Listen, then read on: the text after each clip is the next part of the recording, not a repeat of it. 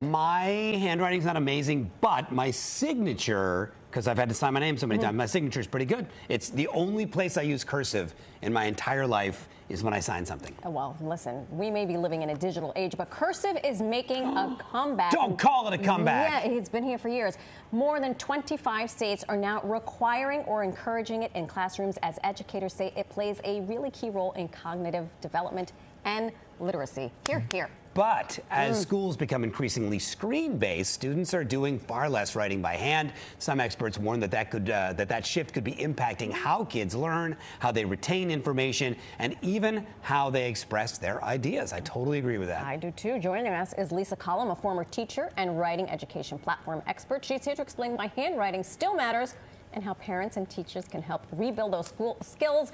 That was a mouthful. It's great to see you and talk to you. Yes, thank you for having me. I'm excited to be here. How's your cursive? It's wonderful. I grew up in the cursive age. Yeah. I did too. I grew up where you were required to do all the letters in the... They had the little dotted lines for you to follow to practice. My mom sends birthday cards to my kids. I have to read them. It's as if my mom is written in a foreign language. Yeah, they're not teaching it anymore. They're not. Okay, so screen time, social media, AI, we're both parents of young people whose my children's handwriting is abysmal. How is this really affecting a student's ability to learn? The fact that there is not a pencil in their hand and they're not doing this. Students are on programs all day long and they're just clicking answers and they have no idea how to organize their thoughts and get them on paper. And when they do have to write, they've got scattered thoughts and the shortest possible answer because they were just never taught how to get it on paper, especially in an organized way. Right. And so we're just overusing programs and forgetting that students learn best writing by hand, and research shows it's not only their ability to show what they learned, but it's the process in which learning occurs. Yeah, how is doing less writing by hand affecting not just comprehension, but learning and retention of information as well? And you said kids struggling maybe to organize their thoughts a bit. It's a huge part because when you write by hand, your brain slows down and it processes information deeply. So it also strengthens memory, helps with memorization if you're studying for something because you're encoding as you write. So it's going to help with retention, comprehension, and just overall academic achievement across all subject areas. And I always say just decades and decades, it's nothing new, of research that shows this is the best way students learn, and we're not doing it anymore. Yeah. So some schools are teaching cursive. It's like becoming part of the entire curriculum. But it's not about the neat handwriting, because my son says, I hate it because my handwriting isn't neat.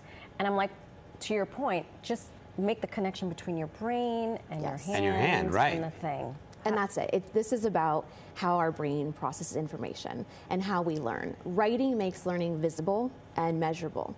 So you can actually see what students are getting or not getting when they're writing it out.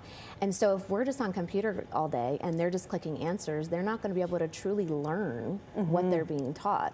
And I always say if research is clearly showing this and we know it's important, it's the best way they learn, if we're not providing that opportunity to them, then we're doing a disservice to our children. Yeah. You know, my daughter came to this kind of on her own. I mean, I probably should have been more proactive about it, but she will take notes in a hard class on her computer, but before a test, she will transcribe everything she's typed by hand. And I'll be like, why are you rewriting your notes? And she'll be like, because this is the only way I remember. That's the way. And I went, wow, she figured it out for herself, right? I love that. I can't believe your DNA is in her. She's far too smart.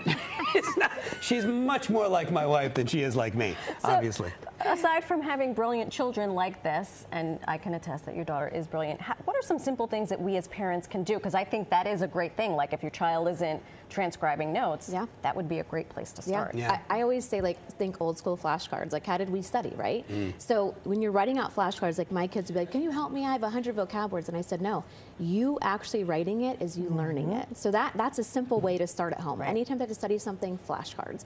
A lot of kids have to read. I'm sure your kids have like a reading log or they have to read 15 minutes a night. Have them write about it. It can be 2 or 3 sentences, but have them write about it because, again, they're learning what they just read. And as a parent, you can see, are they truly understanding and comprehending what they just read? Right. You know, and then if you go on vacation, a trip, have them write about it. Any way you can get them writing it out is just going to help them learn the information. Yeah. What can parents do to incentivize. I mean, I think the last thing most parents want is another battle on their hands with their kids, another thing to fight about. How can parents incentivize kids, make it an enjoyable activity, get them writing more? There's lots of ways to make writing fun. I mean, I like to do things with time. You know, if you need your living room clean, you tell your kids, if whoever can pick up the most in a minute is the winner, right? So if you can put things with time behind it, make it into a game. Hey, you're gonna have 5 minutes. Let me see how much you can write about that book you just read. I'm gonna time you. The minute you set that, it's like, oh, okay, go. You know, so anything you can make into a game. I like to have kids write around the house, I call it. Like, if they have to write an essay, instead of sitting and writing the whole essay, maybe write your introduction paragraph in the living room, your next paragraph in the bedroom, the next paragraph on the porch.